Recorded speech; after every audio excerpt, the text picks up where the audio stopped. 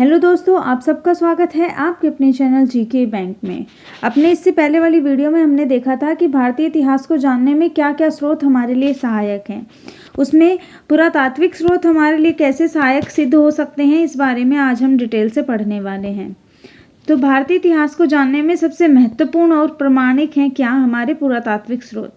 पुरातात्विक स्रोत में क्या क्या आते हैं, उसमें आते हैं हमारे अभिलेख, भूमिदान पत्र यानी कि जिन्हें ताम्र पत्र भी कहा जाता है, और मुद्राएं और स्मारक, भवन, मूर्तियाँ, चित्रकला, उत्खनन से प्राप्त सामग्री, ये सब हमारी किस में आ जाती है, अपने पुरातात्विक स्रोत के अंदर। अब सबसे पहले हम जान लेते हैं कि अभिलेख। तो अभिलेख क्या है? ये अभिलेख पाषाण शिलाओं, स्तंभ, ताम्र पत्रों यानी कि तांबे के जो पत्र होते थे उस पे, दीवारों पे, मुद्राओं पे एवं प्रतिमा पे उत्खनित होते थे। और इस सबसे प्राचीन अभिलेख जिसे पढ़ा जा चुका है वो अशोक के हैं। और अशोक के अभिलेखों की भाषा कौन सी है? प्राकृत भाषा है। और कर्नाटक राज्य के रायचूर के पास स्थित मस्की और गुर्जरा, जो कि दतिया यानी कि मध्य प्रदेश से प्राप्त अभिलेखों में अशोक के नाम का स्पष्ट उल्लेख भी है उनके अंदर। उसे प्राय देवानाम प्रिय या प्रियदर्शी बोला है, यानी कि देवताओं का प्रिय बताया गया है उस अभिलेख में। किनको? अशोका को। तो और अशोक के अधिकांश अभिलेख जो है वो ब्राह्मी लिपि में है, जो बाएं से दाएं ओर लिखी जाती है। पश्चिमोत्तर प्रांत से प्राप्त उनके जो अभिलेख हैं वो ख्रोष्टी लिपि में पाए गए हैं, जो कि दाएं से बाईं ओर लिखी जाती है। पाकिस्तान और अफगानिस्तान में जो प्राप्त हुए हैं अभिलेख, कौन से? अशोक के जो शिलालेख, वो उसमें क्या है, शिलालेखों में यूनान और अमराइका लिपियों का प्रयोग हुआ है। हम बात कर लेते हैं जो अशोक के अभिलेख हैं उनको पढ़ने में जो सर्वाधिक सबसे पहले जो सफल हुआ व्यक्ति, उसका नाम है जेम्स प्रिंसेप। अब कब? 1837 ईस्वी में। और सबसे अधिक जो प्राचीन अभिलेख प्राप्त हुआ है वो 2500 ईसा पूर्व था। वो क्या है? हड़प्पा काल में जो मोहरों व भावचित्र जो लिपि अंकित की गई हैं वो। लेकिन उनका प्रमाण अभी तक, उनका जो प्रमाणिक पाठ है वो अभी किसी को कोई पढ़ नहीं पाया है उनको। चाहे वो कोई, बहुत लोग कह भी रहे हैं कि उसको पढ़ लिया गया, लेकिन असल में उसको पढ़ नहीं पाया है कोई भी। तो अभिलेखों के अनेक प्रकार हैं। कुछ अभिलेखों में अधिकारियों और जनता के लिए जारी किए गए कुछ सामाजिक, आर्थिक और प्रशासनिक, राज्य, देश और निर्णयों की सूचना रहती है, जैसे कि अशोक के अभिलेखों में थी। और जो दूसरे प्रकार के हैं वो अनुष्ठानिक अभिलेख हैं, जैसे कि बौद्ध, जैन, वैष्णव आदि संप्रदायों के मतानुयायियों ने स्तंभ, प्रस्त्र, फलकों, मंदिरों और प्रतिमाओं पर उत्कीर्ण करवाए हुए हैं। उनकी गाथा, उनके बारे में बताया गया है उसके अंदर, बौद्ध धर्म, जैन धर्म, वैष्णव धर्म के बारे में। और जो तृतीय श्रेणी के अभिलेख हैं उसमें क्या है, तृतीय श्रेणी के अभिलेख, इसमें राजाओं की विजय, क्या क्या उन्होंने युद्ध लड़े, विजयी हुए, विजयी प्रशस्तियाँ भी बोला है, विजयी प्रशस्तियों का वर्णन है उनके अंदर।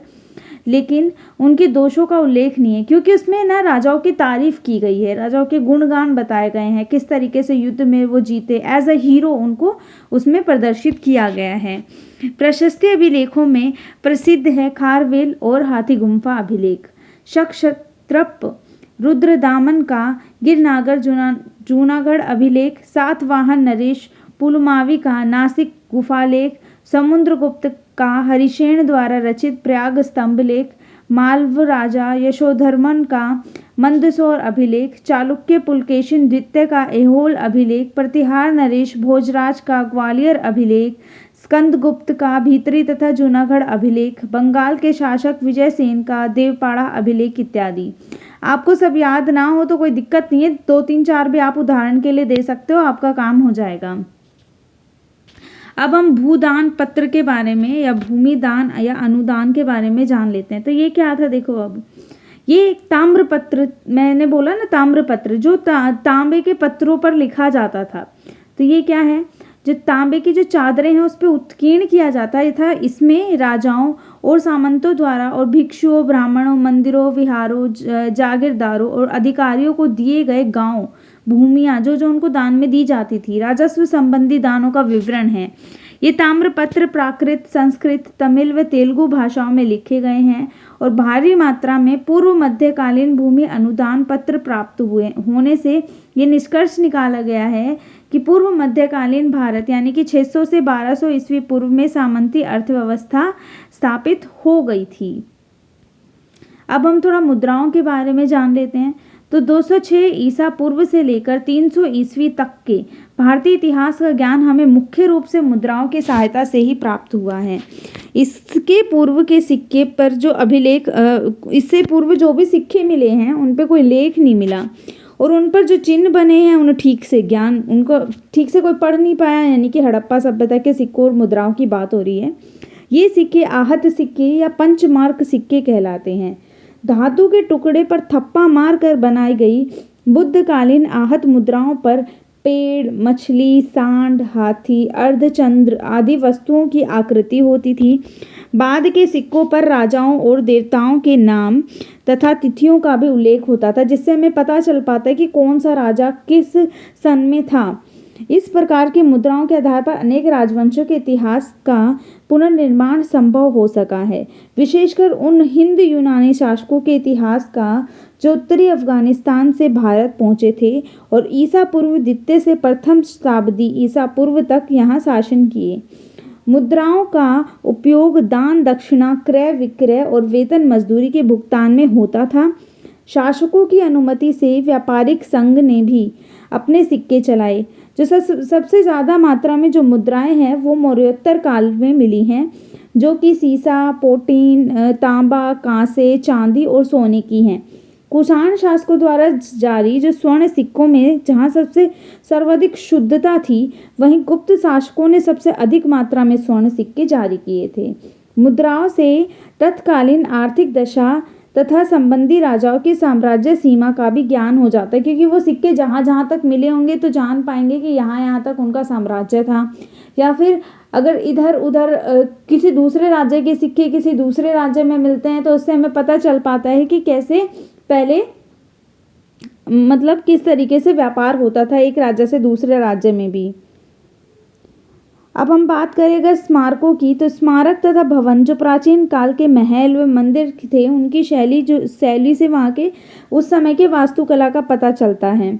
उत्तर भारतीय मंदिरों की कला शैली नागर शैली कहलाती है और दक्षिण भारतीय मंदिरों की जो कला शैली है वो द्रविड़ शैली कहलाती है। जबकि दक्षिणापंथ के जो मंदिर हैं, दक्षिणापंथ के मंदिर जो है वो बेसर शैली मंदिर कहलाते हैं और मंदिर, स्तूप, विहार से तत्कालीन धार्मिक विश्वासों की जानकारी होती है कि किस किस देवी देवताओं को मानते थे उस समय। और दक्षिण पूर्व एशिया से प्राप्त जो मंदिर के अवशेष से भारतीय संस्कृति का प्रसार पर प्रभाव पड़ा और जावा के बेरोबुदुर मंदिर से वहाँ के 9वीं शताब्दी के महायान बौद्ध धर्म की लोकप्रियता प्रमाणित होती है। अब अगर हम बात करें मूर्ति कला की, तो देखो कुषाण काल, गुप्त काल तथा गुप्तोत्तर काल में जो मूर्तियां निर्मित की गई उनसे जनसाधारण की धार्मिक आस्थाओं और मूर्ति कला का ज्ञान मिलता है। कुषाणकालीन मूर्तियों में जहाँ विदेशी प्रभाव अधिक है, वहीं गुप्तकालीन मूर्ति कला में स्वाभाविकता परिलक्षित होती है, जबकि गुप्तोत्तर काल में सांकेतिकता अधिक है। बरहुत, बोधगया, सांची और अमरावती की मूर्ति कला से जन सामान्य के जीवन की यथार्थ झांकी मिलती है कि उस समय किस तरीके से लोग रहते थे। बिल्कुल एकदम रियल सब पता चलता है। अगर हम चित्रकला की बात करें तो अजंता की जो गुफाओं में उत्कीर्ण है वो माता और शिशु तथा मरणासन राजकुमारी जैसे चित्रों की अर्थवत्ता सर्वकालिक है, जिसमें गुप्तकालीन कलात्मक और तत्कालीन जीवन की झलक मिलती है।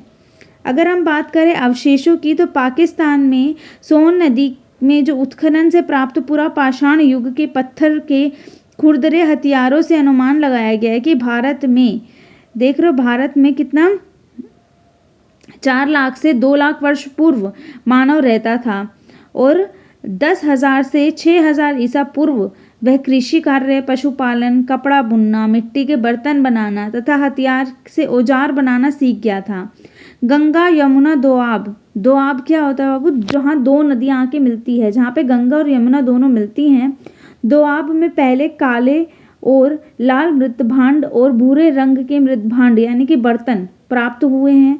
और मोहनजोदड़ो में 500 से अधिक संख्या में मोहरें प्राप्त हुई हैं, जो हड़प्पा संस्कृति के निवासियों की धार्मिक विश्वास को इंगित करती है, क्योंकि उन पे क्या छपे हुए हैं, पशुपति देव छपे हुए हैं, पेड़ वगैरह छपे हुए हैं, ठीक है, जिससे पता चलता है कि वो भूमि की पूजा, प्रकृति की पूजा करते थे। तो आज की वीडियो में इतना ही। ये टॉपिक आपके लिए बहुत इंपॉर्टेंट है, ये आपके एग्जाम में पूछा जा सकता है, क्योंकि हर बार इस चैप्टर से एक ना एक क्वेश्चन ज़रूर बनता है आपका। वीडियो अच्छी लगी हो तो चैनल को लाइक, शेयर और सब्सक्राइब ज़रूर कर दें। साथ में बेल आइकन पर भी प्रेस कर दें ताकि आने वाली वीडियो की नोटिफिकेशन आपको मिलती रहे।